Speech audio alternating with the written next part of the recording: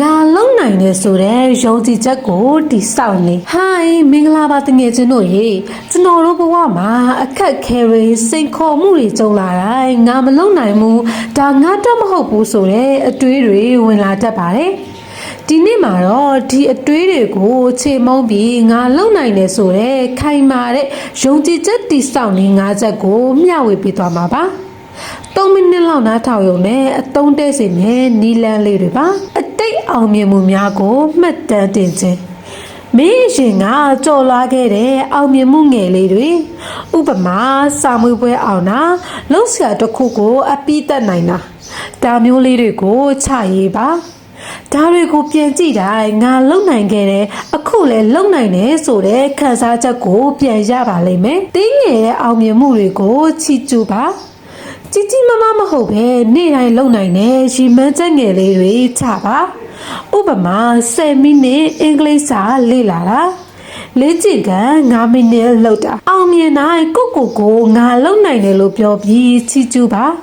ဒါကယုံကြည်ချက်ကိုတဖြည်းဖြည်းတိဆောက်ပေးပါတယ်အနုလက္ခဏာနဲ့ဆက်တဲ့စကားပြောဆိုမှုကိုရပ်တန့်ပါကိုပြောလိုက်တဲ့စကားတိုင်းကကိုယ်စိတ်ကိုတက်ရောက်မှုရှိပါတယ်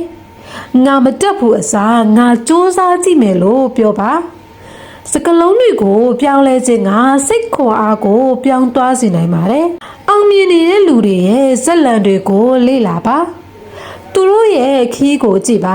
အောင်မြင်မို့ဘလို့ကြော်လာခဲ့ရလဲ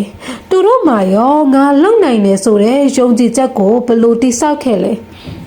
ဒါတွေကိုလေ့လာခြင်းကမင်းလဲသူတို့လိုပဲလုံနိုင်တယ်ဆိုတာတတိယစေပါတယ်ကိုပုံဖော်ပါမနဲ့အရာထားတိုင်းတော့မဟုတ်အခါနေ2 မိနစ်လောက်မျက်စိမိတ်ပြီးတဲ့အောင်မြင်နေတဲ့ပုံရိပ်ကိုစိတ်ကူပါ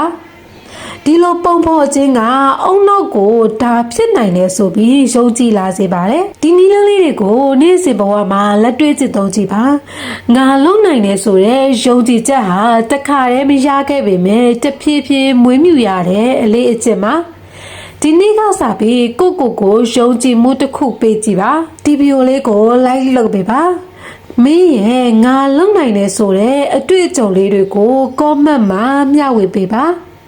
ဒီလိုဗီဒီယိုလေးတွေထပ်ကြည့်ကြရင် subscribe နှိပ်ပြီးခေါင်းလောင်းလေးကိုနှိပ်ပေးဖို့မမေ့ပါနဲ့နော်ကျေးဇူးတင်ပါတယ်နောက်ဗီဒီယိုတွေမှာပြန်တွေ့ကြမယ်နော် bye bye